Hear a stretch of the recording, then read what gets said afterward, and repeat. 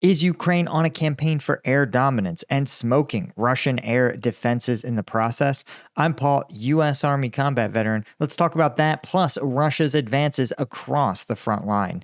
All right, so this I thought was the most interesting story so far today, and that is that Ukrainian forces seem to have pivoted some of their deep strike objectives, that they seem to be targeting increasing numbers of Russian air defense batteries. For example, yesterday they hit an S-300 and two S-400 air defense batteries near Sevastopol and Belbek, but you also saw a number of other Russian radar systems being targeted. You see additional S-300s in occupied Ukraine. There's a wide variety of Russian air defenses that have been hit over the last couple of weeks. Now, why is this, though?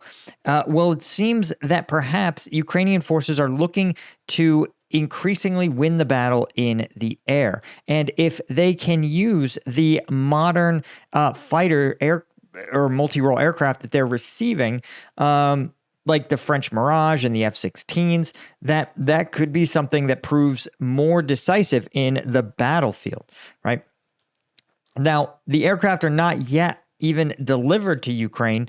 So it seems like Ukraine likely may want to sort of clear the airspace, so to speak, in order to move this fixed-wing aircraft close to the frontline areas. And if you've ever served in a infantry role or ground combat role, you understand that air support, or close air support specifically, is a game changer, right? An aircraft carrying high explosives, higher yield weapons can deliver a really high level of precision, but it only works if those aircraft can get close to the battle space, right? If the airspace is contested, then those aircraft aren't nearly as effective.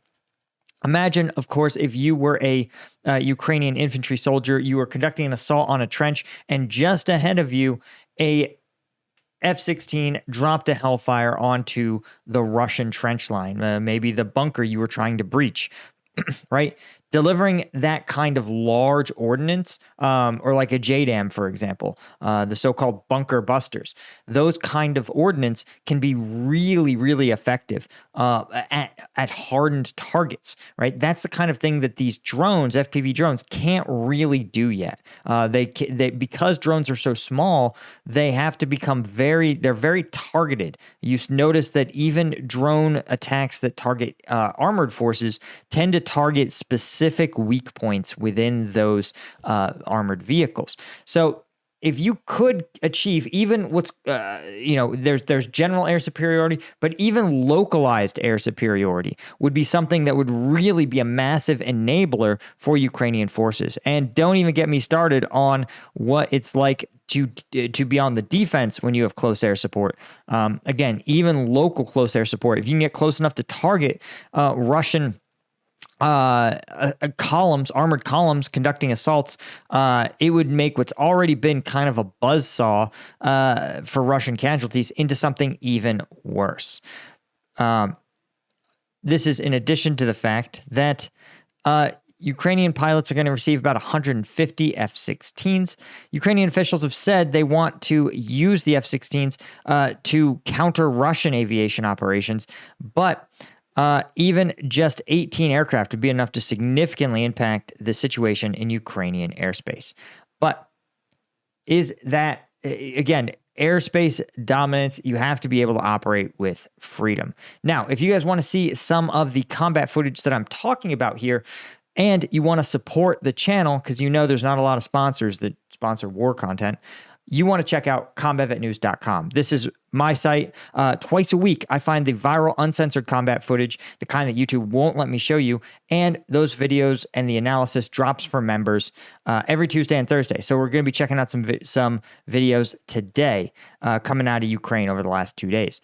So any one of these tiers will get you access, but if you really want to support the channel, you can become a lieutenant tier or colonel tier member. We're looking at rolling out some new benefits for lieutenant tier and above, so definitely get in now. But I appreciate all you guys that have supported me. Link is in the description if you're interested. Now, Why is Ukraine looking to aviation assets? Because they need something to counter some of these Russian offensives. And as you guys can see, there's a lot, right? You've got Russian advances across the front line, right? You've got them moving basically all up the East Coast. You've got Vyimka, right? You can see Russian forces advancing along this tree line windbreak, likely going towards this town of Vimka. Now, as you can see, Vimka isn't really on the road to anywhere. And again, this is just reflective of kind of Russia's priorities, which are anchored entirely around gaining more territory. But when you look at places like Novo-Alexandriivka, you can see again a small advance into a empty windbreak. Not really all that good, but you can see in Novoprokopavsk, Russian forces continue their advance, taking the village center, or at least the crossroads that sort of forms the village. But again, this is actually may have some tactical significance. Credit where credit's due. Again, is this on the road to somewhere? Maybe Novo-Lelsivka Persha. Russia could also be trying to simply envelop this empty field here, which would, again, if Russia's priorities are seized territory, then enveloping things like empty fields are actually where they want to go. You can see there's also some advances near this town of Karlivka. Again, part likely of a Russian campaign to secure these two flanks before pushing the Ukrainians out of Yasnoborodivka. In all likelihood, the Ukrainians are going to withdraw in good order before this becomes a crisis. Ukraine is not in the business anymore of holding territory pointlessly. You can see also Staromayorska. This is in the south and was the site of a lot of heavy fighting. There's literally nothing left of this village. So you can see Russian forces occupying it. As we've talked about, Ukrainians, there's no real reason to mount some kind of epic defense here. This has been, just areas that Ukraine took during the counteroffensive. The idea was that this would facilitate some kind of larger breakthrough. It didn't, and so there's no real reason to hold it at tremendous cost. You can see here, Krasnohorivka, again, minor advances. Though, again, this is actually seizing actual urban territory. But you can see there's a mix here of real Russian progress and just kind of symbolic offensives on the road to nowhere, right? Nevelsky, Russia's occupying a tiny farming village, but you can literally see that the only road going to or from Nevelsky leads into Russian-controlled territory already. So this is a lot of advances, but it really, I think, some of them have tactical significance. None of them appear to be on the road to a major strategic objective, not a major village or anything like that. I think it's just reflective of a reality that the Russian forces are focused on seizing territory and Ukrainians are focused on seizing on inflicting casualties. You can see here a small Russian advance. Again, this says it's clarification. Likely the Ukrainians were never really mounting a defense in this kind of territory on the flanks of Volchansk at baseline.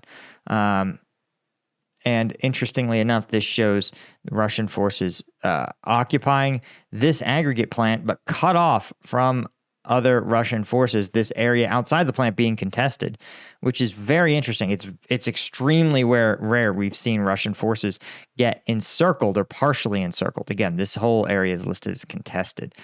Really interesting stuff. So anyway, guys, that is really all I had. I mean, you can see the Russian focus of their offensives here, focusing almost entirely on the east. This likely reflects Putin's increasing acceptance of the fact that his victory is likely to look like the occupation of Luhansk, Donetsk, Zaporizhzhia Oblast, and that additional territory is something that he's probably not going to seize in any kind of meaningful numbers. Anyway, that's all I had. Thank you to the Colonel tier members of CombatVetNews.com. Thank you to the Lieutenant tier members. And thanks to all the members of CombatVetNews.com who support me. I'll see you guys over there later today. Cheers.